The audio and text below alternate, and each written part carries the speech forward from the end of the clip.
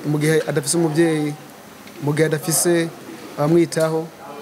Rero kuba haraje encore umukobwa ni ikintu cyiza cyane gose. Umukobwa ashobora kwiyumvira igikorwa nk'iki. Hari abahungu benshi turi ngaha, abasore benshi turi ngaha dukora kano kazi kacu, ubwo tutabwaciyumvire. Nitwa Ndekengurukiye Dieudonné ku mazina yanje, hama ku mazina ya stage nitwa D1. Hana akunda kunyita ngo ndumunyuka, nta kibazo. Isaac TV. Oh. Benshi banzi kuri Islam, ariko ndumukinyi wa filme nubwo ntabijamwo cyane gose. Hariho filme nakinye yitwa Inyungu y'Imbabazi iriko tuko turakora suite yayo. Ca gatatu nuko ndi umuririmbyi, nubwo impano zanje zose zidashobora kugaragarira rimwe.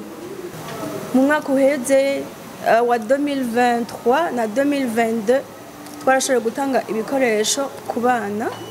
Ndiko ndavuga en général mu bijanye no gutanga ibikoresho ku bana, na cane cane ko ariyo lancement officiel y'uno munsi, cane cane ku bijanye no gukorekta ibikoresho by'abana. Nashoboye gutanga ibikoresho by'abana bashika 102 nabitanze ku Muzinda mu mwaka uheze. Mu mwaka wahera naho nari nabitanze mu Ruyigi, ari nayo province mvukamwe. Hama la Reine Gaga yampamagaye nk'umuntu akora ibijanye, artiste kazi akora ibijanye nk'ivyo akora. Kenshi dukunda gusanga duhuriye mu bintu bimwe. Nanje narasohoye slam ubushize yitwa Wa Mwana. Ntitwabivuganye ngo tuvyite Wa Mwana, ariko turasanga kenshi twabihurijeko. Wa Mwana ni slam nanje narose inspiration bivanye n'abana nashoboye guhamakaye mu mwaka uheze. Nasanze n'abana benshi usanga abavyeyi babo barabataye bakareregwa mu mihana, ugasanga abavyeyi babo barahari mugabo abana ntibabizi ko abavyeyi babo bahari. N'abana bafise base batabitaho canke banyina batabitaho, byose birashoboka. N'abana benshi muri abo bana bafise ama trouble mental canke mental, je sais pas. Usanga bakorana ibibazo mu miryango bagaheba amashuri. Rero maze kubibona gutyo nce ndavuga ati jereka mpaguruke, buri uko umwaka utashe nzokwama nsaba ubufasha kugira ngo abo bana baje ku ishure. Kandi ico nshimira Imana, YouTube mwiravye kuri Pascalinda Poetry mashaka kubona ibirimwo. Benshi bafise base babo bagwaye mu mutwe, urumva abo ntibaba bashoboye kugura ibikoresho by'abana. Rero ntagiye kure cane, uno munsi rero nshimiye umuntu wese ari ngaha, nshimiye umujournaliste ari ngaha, nshimiye abo artiste bagenzanje nabo bo muri staff ya La Reine Gaga. Entre-temps sindi muri staff ya La Reine Gaga, naje kumushigikira nkuko abandi ba artiste baje kumushigikira. Rero turizeye ko ijwi ryanyu rizoshika kure. Turizeye, jewe personnellement iki gikorwa sinagihebye, ndiko ndakibandanya, ndiko ndarondera ubufasha kugira ngo abana nafashije ndushirizeho gatoya canke cane par rapport yabo nafashije mu mwaka uheze. Rero iki gikorwa n'ubunzo ndagihagarariye, tuzorondera ubufasha bw'amakaye, kandi ntidukorera mu makaye gusa. La Reine Gaga yabivuze nga hariho abandi bana baba bakeneye ubufasha. So Imana ibahezagire cyane ko namwaje kudushigikira, kandi nditeze ko akamo La Reine Gaga yateye canke John ateye ko kudushigikira, ko kudufasha kuronka ibikoresho by'abana canke kudufasha kuronka ikintu cyose gikenewe ko abana bakeneye ubufasha, ni benshi cyane. Murakoze. Hanyuma jewe icambere kuba ndi hano uyu munsi nuko numvise ubutumire bwa La Reine Gaga, ambwira ko ndamushigikira kandi muri ibi bikorwa ariko arakora, kuko nibaza ko mwese mwamenye indirimbo twaririmbanye twa Mon Pays ari nayo ndirimbo novuga ko yashoboye kumulansa publiquement nk'umu artiste mukamumenya kandi mwarakoze cyane kuba mwaramushigikiye muri ico gikorwa agashobora nawe kumenyekana agatera intambwe.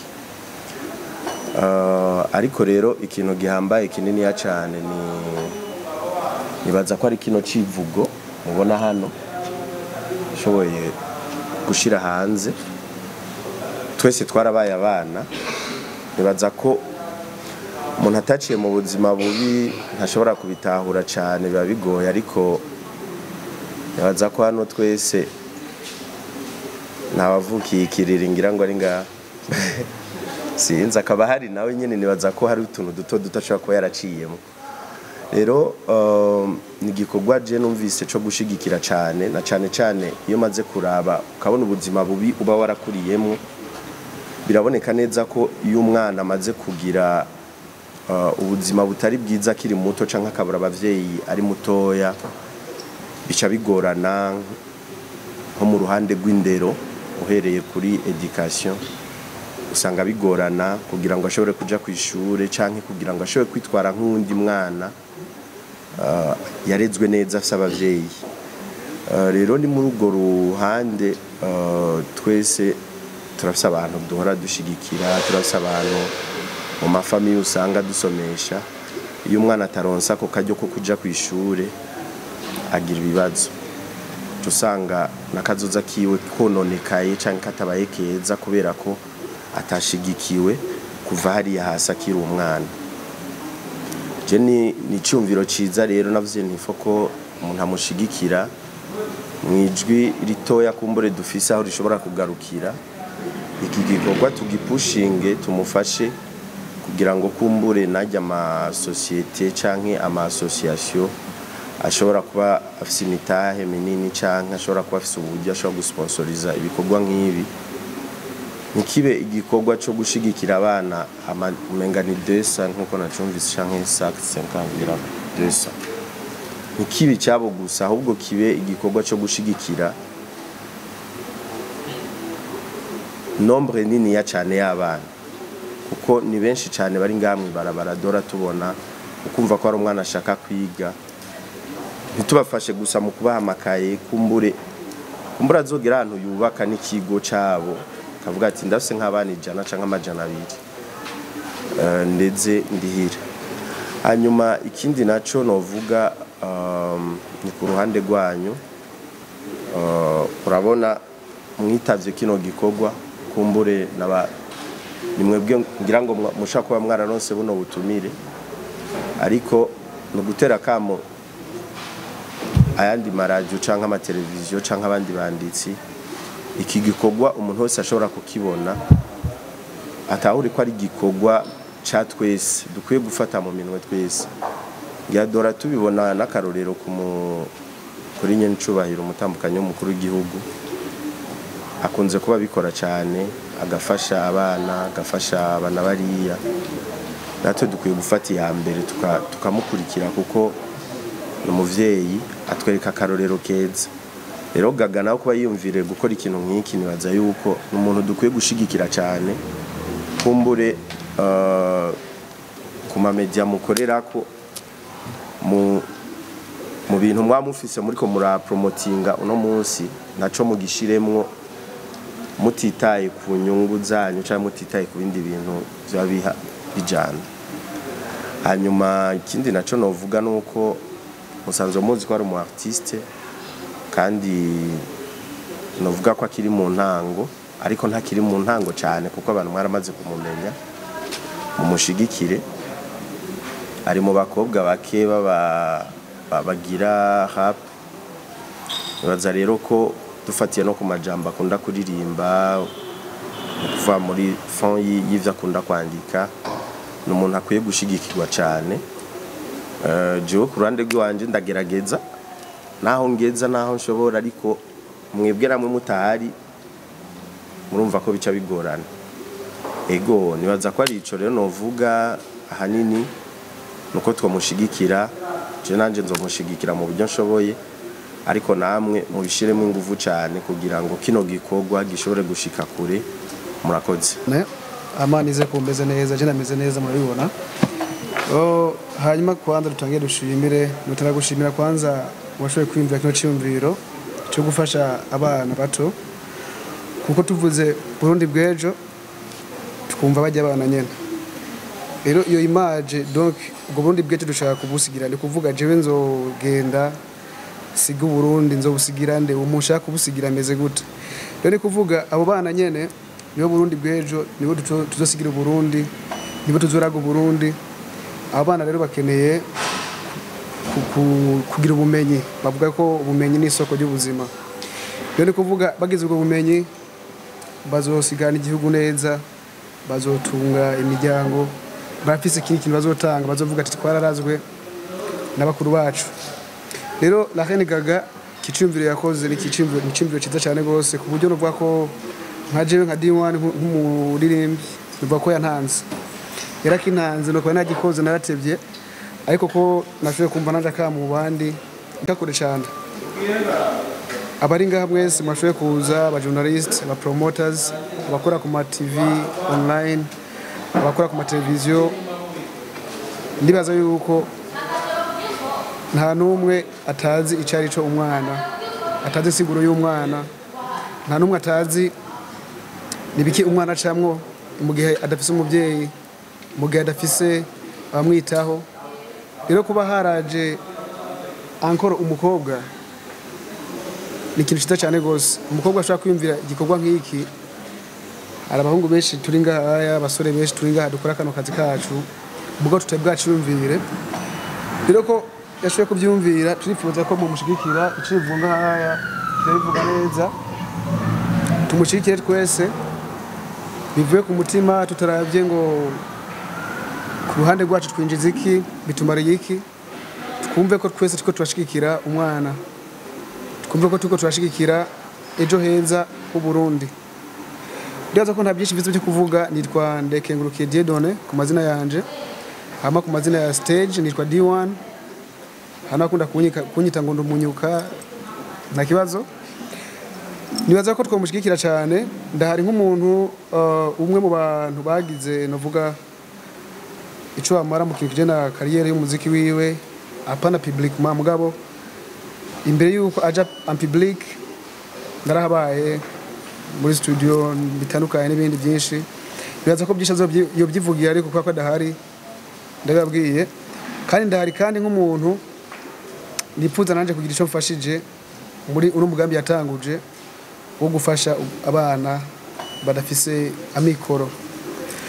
Ndangize nshimira rero mwese mwashoboye gufata aka kanya mukigura mugashika, n'abatashoboye gushika mubabwire yuko hariho igikorwa gikomeye kiyo kirakogwa na La Reine Gaga cyo gufasha abana batoya kugira ngo bashobore kwiga.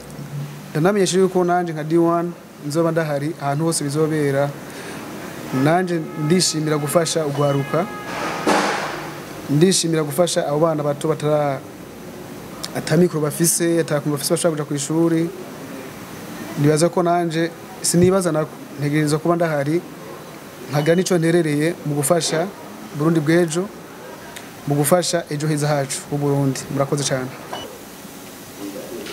Twisungiki kugira ngo imfashanyo ishikire abo yagenewe.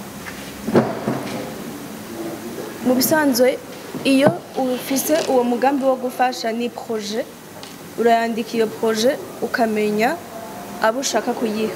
Hama turagenda kuri terrain tugashikira abo bantu, tukavugana nabo, tukavugana n'abavyeyi babo, tukamenya ico umwana akeneye.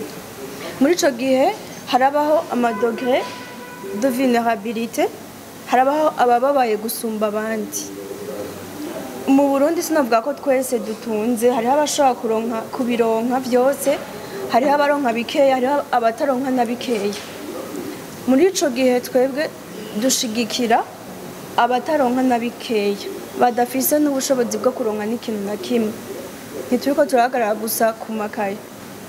Hariho umwana avuga ati jewe amakaye no yaronka mugabo dafise uwundi amfasha amakaye peut-être, ariko ntidufise ivyo kurya.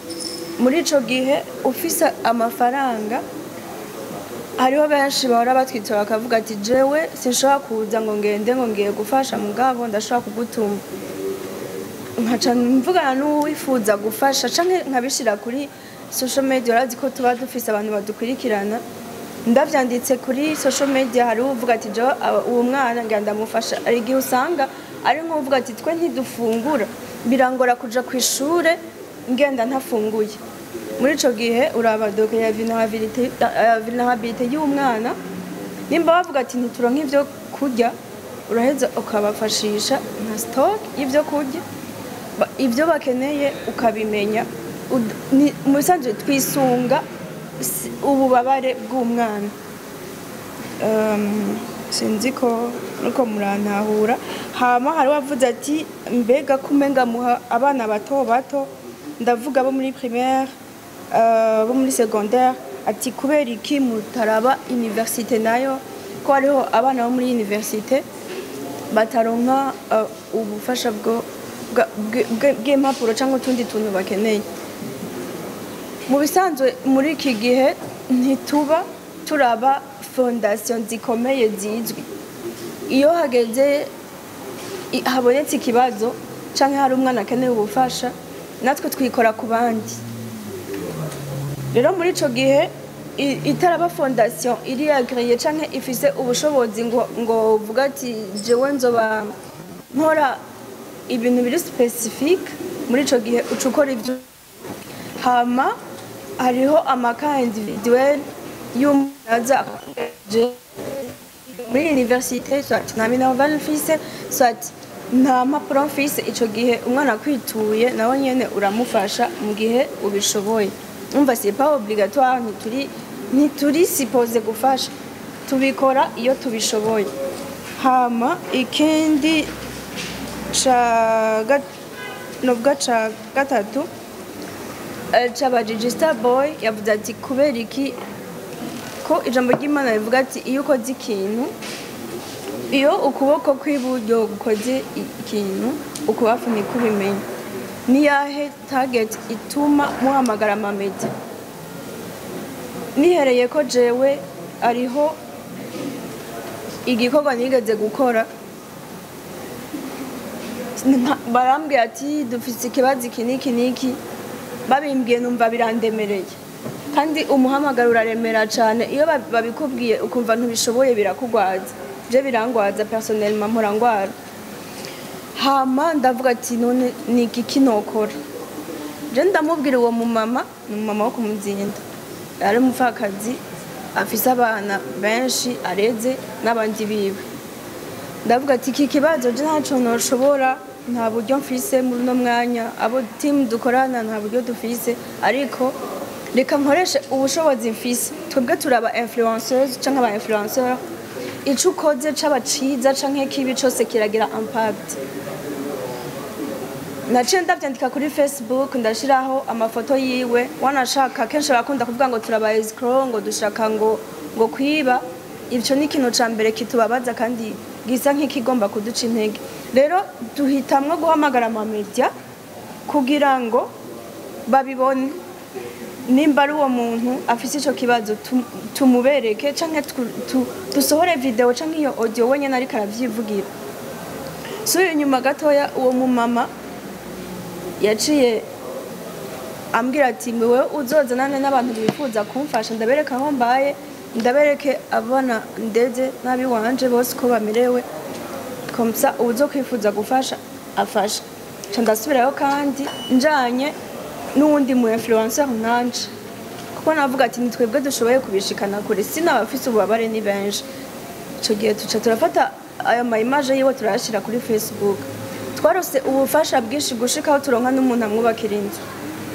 bisigura ko kubibabwira canke kubahamagara vyerekana umuco uri muri ivyo bintu turiko turakora ku buryo nihagira uzovuga ati jewe uriya mukobwa yaranyivye ayo mamedia tuzoba twari kumwe barabibonye ivya ingene vyagenze biradukingira ica kabiri bidufasha kwinfluenza abandi nimba nk'ubu jewe mfise abana bashika 100 banarenga ku bushobozi mfise sinobashobora ndumva ntabivuze plus ndabivuga plus benshi babimenya plus ndonka n'abarenzeho ijana ya nuko donc nk'aba artiste muterera mu buryo ubwahe donc murashaka kuririmba canke murashaka gutanga uburyo naza ko ari uyu kuri bon jewe nko ku ruhande rwanje nibaza yuko nuko twaje kuvuga izagaga jewe nsanzwe mfeta anniversaire le 15 octobre igihe cyose vango busigaje nk'amezi nk'abiri ari n'imisi mikeyi jewe igihe cyose nta na rimwe muzombonera nga mu gisagara ndi gufeta anniversaire yo tariki le 15 nta na rimwe mugabo buri gihe jewe ngendera no kuvuga ikigo kireze abana batoya kuva ku myaka kuva ku bana bakivutse cyangwa gushika ku myaka 7 bari munsi y'imyaka 10 no kuva jewe ngunganya mu buryo buke yamfise n'umutambukanye wanje kumbure n'abagenzi bakeya cyane bamaze kumenya iyo activité n'amankora hanyuma ubwo buryo tukabwegeranya tukagura umuceri ibiharagi amavuta n'ibindi bintu nyene byo mu rugo tukaca tubitwara kuri ico kigo turamaze gukorera Ingozi mu Ruyigi umwaka weze twakoreye Igitega urumva umwaka naho sindabona hano nzokorera donc aho nshatse kwishura d'abord kuri ico kibazo uburyo dutereramo uva dusanzwe jensanzwe ndabikora nubwo ntarabishira habona ariko n'igikorwa nsanzwe nkora hanyuma muri iki gikorwa nkuko cyatuzanya ari cha La Reine Gaga jewe ubwanje personnellement uburyo bubonetse nanje nzoshira mu buryo bukeye mu buryo nzoba nshobora kuronka ariko kandi nk'umu artiste nibaza yuko ahantu hose iyo dushitse turi presenta nk'aba artiste nibaza yuko muri ico gihe nta buryo busabwa ngo bazomanza kuduhemba ngo kugira tubaririmbire kuco twipfuza nuko twigisha abantu kandi mu kwigisha umuntu arashaka kuririmba hanyuma akigisha kandi ndagicanzemo nico Starboy yabajije ni vy'ukuri ntibiba bikenewe ko iyo utangishije ukuryo ukubafu kumenya ico kuryo kwatanze ariko hariho abantu batazi iki gikorwa cyo gutanga Bibiliya binyiravuga ngo gutanga bizana umugisha kurusha guhabwa rero twebwe iyo dutanze izi nyigisho twe dutanga biciye mu kuririmba ni vyiza ko abandi bantu bamenya inyungu birimwo je nimba maze kuba notanga nkabona inyungu ndonka iyo ntanze ndavyigumijemwo ujya muntu ataramenya ico kintu ntavyo azopfa amenya mugabo je kom numvirizwa n'abantu benshi canke nkurikirwa n'abantu benshi ku ma platform atandukanye iki kintu yo ndagitanze nk'inyigisho c'est vrai haraba critique ariko umwe canke babiri canke batatu bashobora kuvamwo bakamenya inyungu y'iki kintu nibaza ko jewe mba numva ndi proud cyane gusumba abantu igihumbi ba critique rero ibi mu bidufashe kugira ngo bishobore gushika kure izi nyigisho dutanga bishobore guhindura benshi umwana w'igihugu ashobore gutera imbere numva ari cyo kintu novuga murakoze vuye yuko abayeho akunzwe anezerewe harimo ibyo byo gufashwa ariko kandi arakenera umunezero nawo mu bintu bitandukanye harimo kuba wabona umuntu maybe usanzwe ubona kuri televiziyo ntatoririmba gusa ukaba wamubonye harimo kuba iyo nakuririmbira maybe akaririmbo uba wumviriza nawe kavuga ubutumwa bwo gufasha umwana canke ubundi butumwa bwabo akabona ati ndi kumwe n'ujya muntu nkunda kubona kuri televiziyo nabyo nyine biramuha umunezero kumva yuko nanjye mba numva yuko gufasha umuntu bidakwiye badakwiye kwibona abantu ngo wafashije just abantu babone ngo uriko urafasha gufasha nyine kumva kari ku mutima ni igikorwa cy'umutima wakoze atari ngombwa kumenga abantu babibona ariko ibi byo kwa Reine Gaga ntago bisa n'ivyo kuko ni igikorwa yatanguye nkawe ariko yipfuza yuko yo kibandanyana n'abandi yipfuza yuko hoboneka abandi bantu bamufasha mu cyo gikorwa cyo gufasha ntabwo ari ku nyungu ziwe si ku nyungu z'umuntu umwe ngani ku nyungu za Burundi bwejo ni ku nyungu z'abana bato badafise uko bifashe nyaza kaye cyo bivuga ko rero ntagire uzobyitiranya cyangwa ngabone kumenga ubu n'umutima nkuko yabikoze before atana kamera zihari.